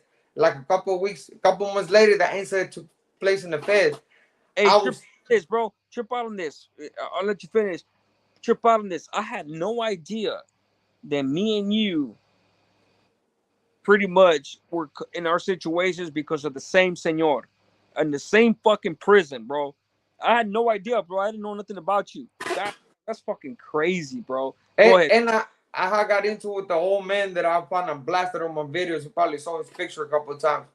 Damn. The dude from Santa Paula, because me and him didn't agree on the same shit. But the crazy part is this, bro. People want to say, "Oh, the county saved you." I came to the county and still walked the main line. I came to the county and still walked the main line. And every time I took a shower and the homies questioned me about my wounds, I told them the truth. Well, homie, they tried. And I have my 128G. I have my lockup orders. I showed him, homie, like, check it out. Here they go, bro. Yeah, your Read lock him. order was you didn't check in. You know what I'm Yeah, I saying? told him, here, fool, read them yourself. You guys decide. I'm here, fool. I'm not doing none of that shit. And they were like, hey, homie, like, nada, homie. I'm not doing none of that, bro. And then that's when that filter came out that in the county we weren't supposed to get off with the order. We were supposed to create a peace. I came to the county and I was like, Charlie, that's not playing ball over here. Nah, not county, homie. That's not, fuck them. I'm like, that's not playing ball. I see it and I'm off. Because I was angry because, like I had said before on a lot of my videos in my life, I don't follow something out of respect. And I had lost respect for that movement because they were trying to act like this bunch of tyrants. They were acting like a bunch of assholes and bullies after they had promised. That's what they are. Yeah, after they had came out and said, we're going to do better for you guys. Bro, I had a conversation with them and four of them were like, hey, we love Hey, all raza. hold on, Spencer. I said they're not acting like that. That's what they are. Not all of them are like that. There's Not some all of them. You got some cool ones. there's some righteous ass emeros. With all due respect to the organizations, obviously that's not my lifestyle. I don't agree with it. I'm talking about the ones that act like that, and they are tyrants. That there's a lot of good ass dudes, regardless of whether I agree with the lifestyle, that are righteous ass individuals. Go ahead, my boy. Yeah, and first, before we continue forward, Just want to let you know the people that here. I know that some of my subscribers are here. I did have planned to go live on around 8 o'clock. I pushed it to 8:30 so we can do this with the homie. Uh, Stay logged in though, cause I will gonna show the new product that just came in. That's what my wife was showing me earlier. But to continue to say what I was saying, bro, a lot of people in the penitentiary were trying to say, "Oh, the bus saved you. The bus basically saved you." I got to the main line in the county, homie. There was homies that were coming on the bus with me, and then I got transferred to Alameda for a month, and there were homies for all the barrios there. And I showed them the same paperwork I showed my homies from the city. So there was no excuse. Motherfuckers didn't do nothing because I stayed my truth, homie. Like, So look, my boy, you know, just like I know, when they said that the bus saved you, that means that you didn't have to go back out to the yard. Because if you would have went up to the yard, it's either you would have got killed or you would have had to check in. That's just the truth. You know what I'm saying? yeah, Um, that's only your only two options. Um, so you going to the county was a saving grace in a sense where, you know, you're no longer on the yard where that dude controls that yard, that prison, that yard. So you go over there, unless homeboy sends palabra down there, you know what I'm saying, which he probably doesn't have pool over there. You know what I'm saying? As long as you stay solid like you did, you're straight. You know what I'm saying? And then you ended up getting out, which is a good thing. So you paroled in good standings. You know what I'm saying? yeah. Um, so when dudes say that, oh yeah, the bus saved you, like anybody saying that the bus saved you, meaning like yeah you're lucky, bro. There's that, bro. You ain't lucky. You know what I'm saying? You didn't check in. You know what I'm saying? Like you didn't do none of that shit. You know what I'm saying? I But spent 9 months eventually, over there being harassed by the IGI, by the warden, by the lieutenant. Every single time they will hit myself, bro, just so they could get an answer out of me trying to find a guy they that I was. same shit to me, my boy. I spent 6 months in the hole. And I wasn't even validated, bro. I spent 6 months in fucking. I went obviously the first intake in Kern Valley. The first fucking intake pod for the whole is A. A And, side all the and way to 13. Then cell 13 is not intake. Say 12. I mean cell 12 is not intake, and then B section starts in 13 all the way up. yeah, from B and up, yeah. So wha- the crazy part is went through intake, all that. Um, obviously, you know, even for the dudes that check in, right, your door is still gonna have the pink card for Sureño. You know what I'm saying? It's pink for Sureño, blue for blacks, right? Yeah, Fuck. What was Norteño? I forget. the It's white one, the little like grayish, white grayish. my grade. Okay. I had no Norteños there at the time. But anywho, um, they still say it still says GP because unless you go to committee and you transition into SNY, so to explain what I'm saying is that while I was in the hole, it still said GP per pink, and then I got kicked out of the hole and went to the other side. Now, if I would have came back to the hole, then it would have said SNY. Yeah, You know what I'm saying? Uh, yeah. so there was a lot of dudes that were transitioning to the other side that it still said GP. I mean, obviously, we know who is who. You know, as soon as you get there, hey homie, hey, Spencer Tira, hey, who you know what I'm saying? Like, get at it. You know what I'm saying? Yeah. Are you active on me? And that's a trip, bro, because when I first got to prison, that wasn't even a thing. The first No. 3 times that I went to the hole, when you got to the oil, they weren't asking you, hey, you active or not? They weren't asking you that shit. You know They what I'm were saying? like, "Hey, homie, what's up? Where you from? What's your name?" That's what they used to ask. In the linea. You know what I'm saying? Like, that's it. Yeah. And then it evolved into, like, are you active or not? And it became a thing. I was just like, damn. So by the time I went to the side, that shit was already years after this shit, bro. I 13 and a half years, my boy. 13 and a half years on the main line.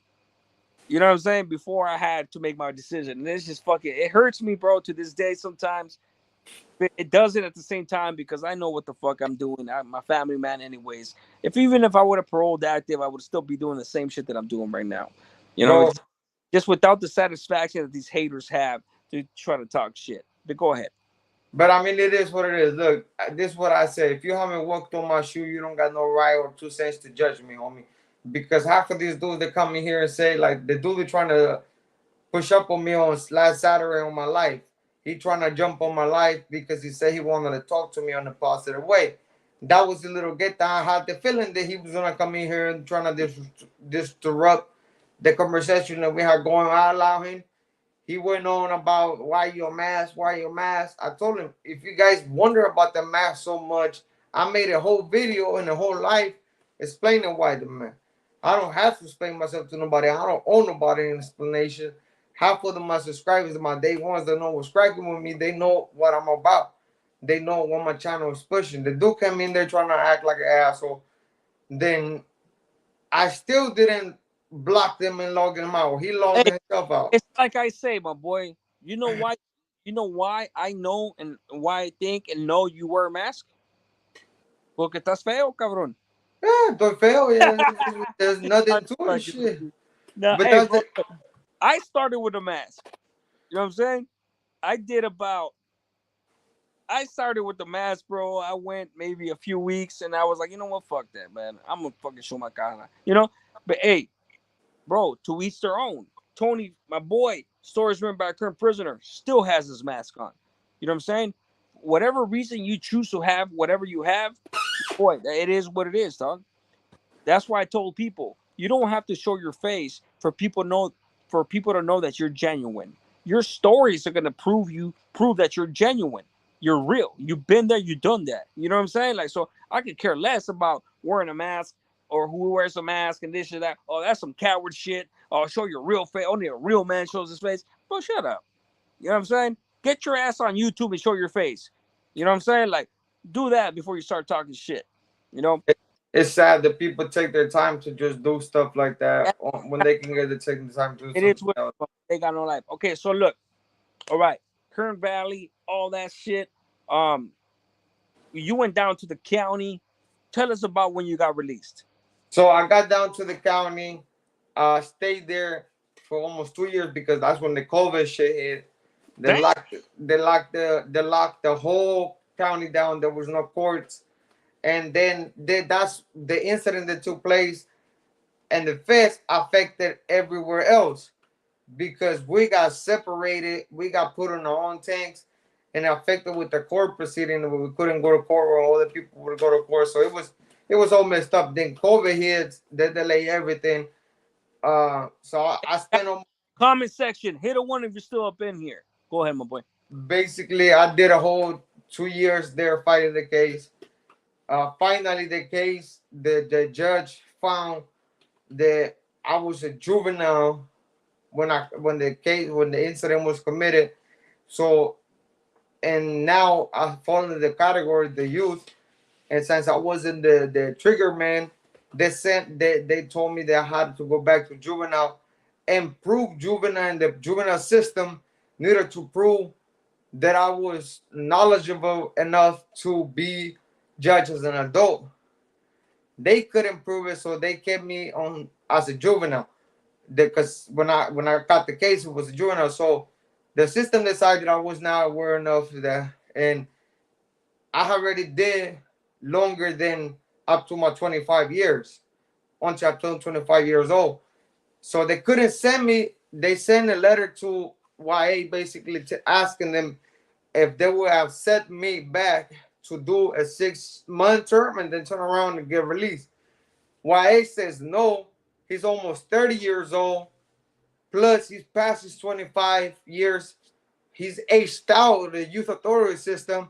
Plus, he's been to the big house already. So he can come here and his mentality is not going to change because he's going to create a whole havoc for these youth. So we don't want him here. So they didn't have no choice but to let me go. They basically took out the murder case and expunged it because I wasn't the shooter. But they left me basically with like the gang has been robbery, and then they gave me a date. They released me that day. But I had to go in through like juvenile will send me to county will send me to juvenile. So they pinpoint me back and forward to trying to figure out a way to keep me. They didn't do it, and then what they did found was Before I got released, Kern You're County put a saying, warrant. and you're saying this is after your 15-year term? Yeah, so I was fighting for my case to come home, and basically, since I was a juvenile when I got the case, Oh, they okay. back then they used to try to make you fight a 707, like to prove Right, that you could be. a 707 is when you get charged as an adult when you're young. Yeah. Yeah, I know what it So, is. but they didn't give me that chance. They direct filed me, so they basically sent me straight to the county, which is where they messed up. That gave me an in to go back to juvenile.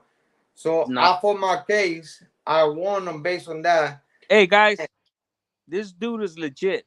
Like, guys, I've been doing time since I was 13. You know what I'm saying? And if I didn't go through the same situation, I've been with my boys from different neighborhoods, different fucking blacks, raza, anything. And I know the homeboy said the truth. So even when I feel like there's something that doesn't make sense, his responses, I know they're legit because I know I already been through this shit. You know, not personally, but known dudes that have been through this shit from just doing time with dudes.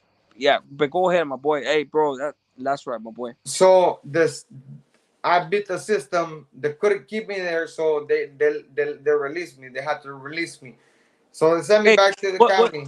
if you can, my boy? Spencer, my apologies. If you can, drop your drop your channel on the comment. That's what that way. If anybody wants to tap into your channel, they could go subscribe and listen to your stories and all that shit, my boy.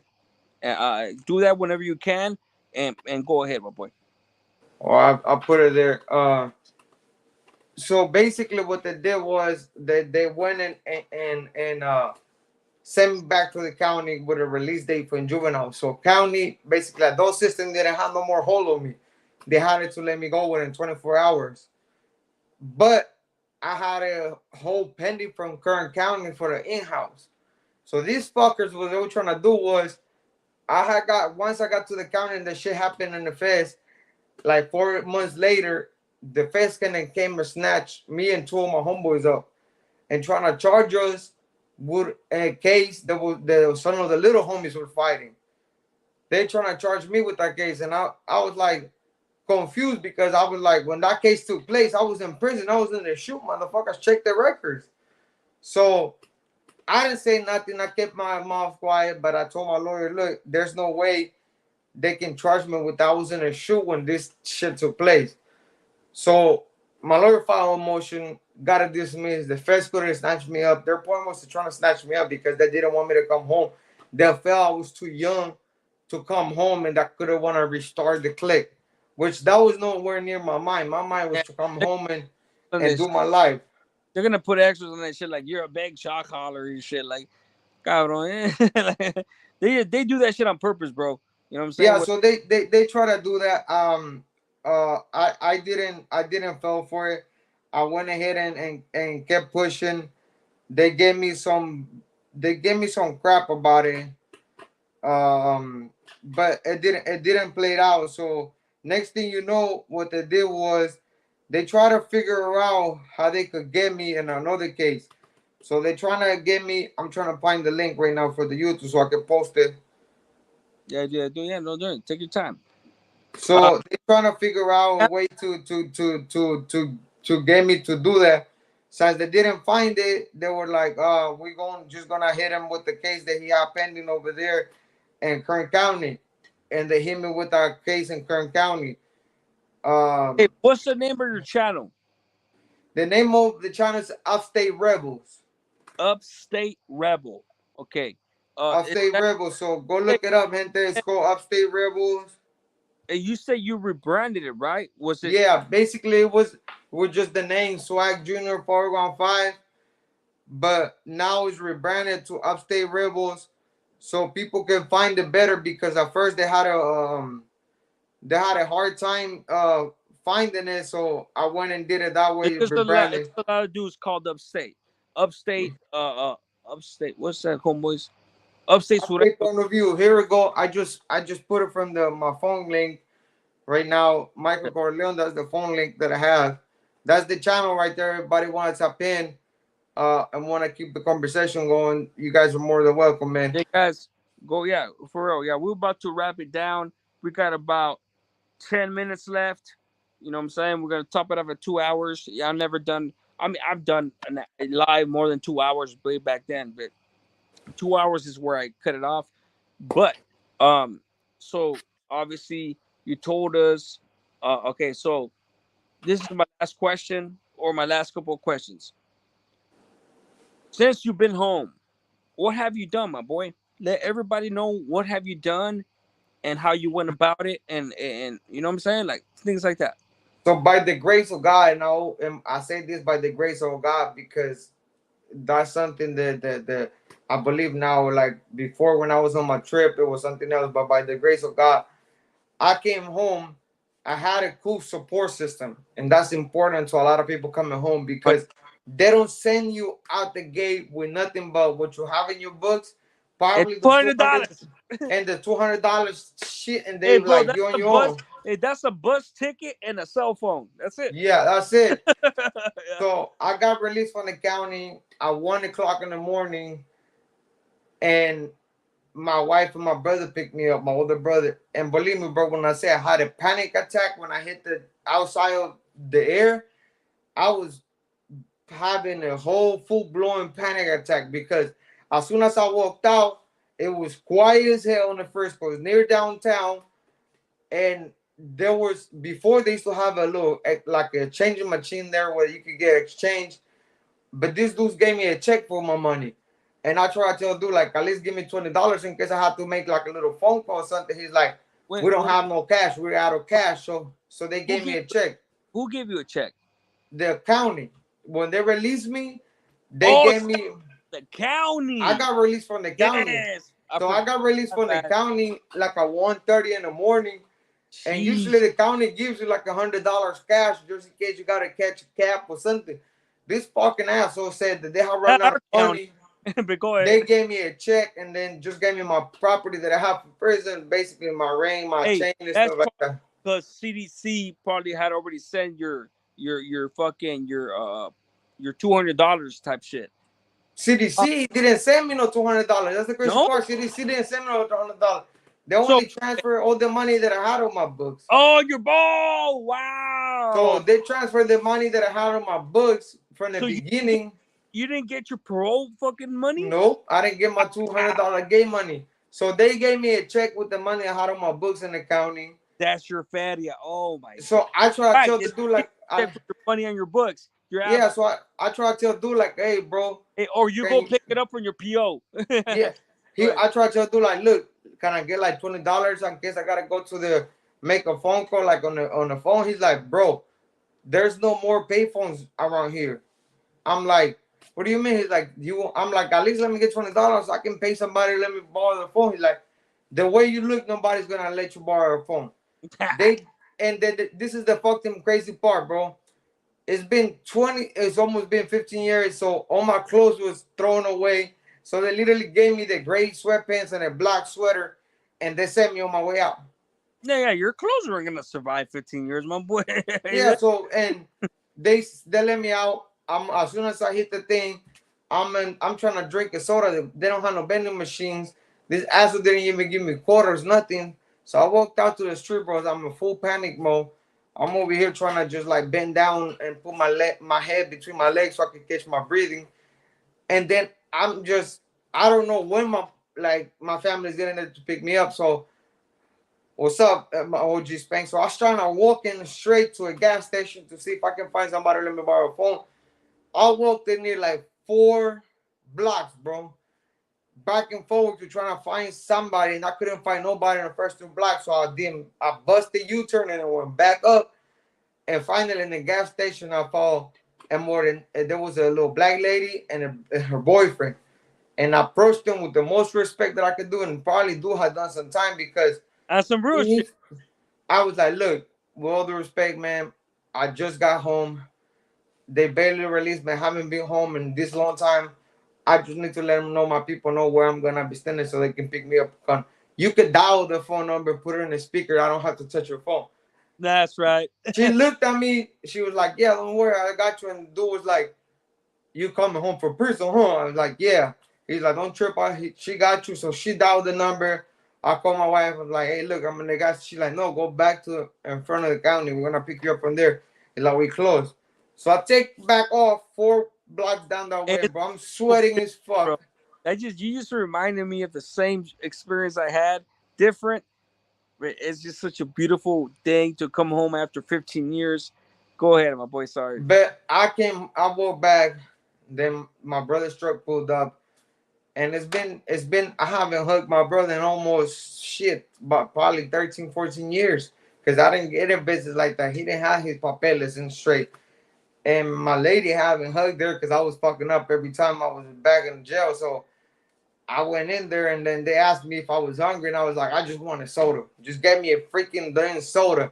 So That's all I'm craving right now, a freaking soda. Because I was panicked. I was in full panic mode. And my brother goes, are you going to stay home or you want me to drop you off why at her house? panic mode? Huh? Why were you on panic mode? Because it's like when I first got there, everything started hitting me. Like the Oh, emotion, like I'm home. TSD. You're Like talking. PTSD, like my whole PTSD just hit me. Like I would start hearing cars passing by, and I'm like somebody. Because before I got released, I got three so bad. People were like, "We're gonna wait for you once you get out. We're gonna slam you know the whole low 9 yards."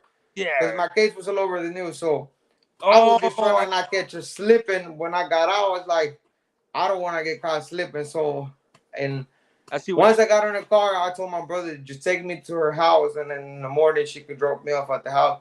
But I was like, before I go there, take me home so I could go hug my mama and let her know that I'm home, and then I can go back to where I'm at. So he took me home. My mama was half asleep. She didn't know what the fuck was going on. She didn't know who was in her living room.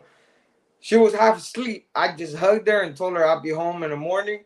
I'm gonna go to my girl's house and then I'll be home in the morning. I don't even think she realized who she was talking to because she was half asleep. She just told me, okay. I got dropping off at my Hina's house. And then I got home in the morning, bro, and then took a nice hot shower.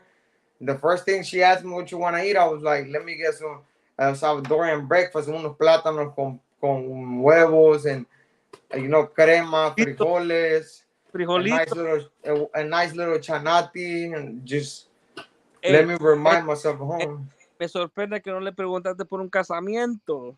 Man, I was like, I was just trying to not get so stuffed, because I was like, I'm trying to take it slow. And then and people start coming home to see that I was really home. Family members, they wanted to take me out to buy me clothes. And then I had my check and I was like, how can I cash this shit? I don't got no ID. I went to try to see if I could cash it with my little wristband from the jail. They wasn't having it. I'm Yeah. like, I don't have my ID from CDC because that's a regular ID. I went to try to cash the check. They weren't having it, so I just told my little niece, "Here, put it in your account and just let me get the fare once it's Oh, clear. I got money." so when you went from the whole from Kern Valley to the county, le dieron el ID de CDC. They had gave it to me. I had it, So but when your I when property.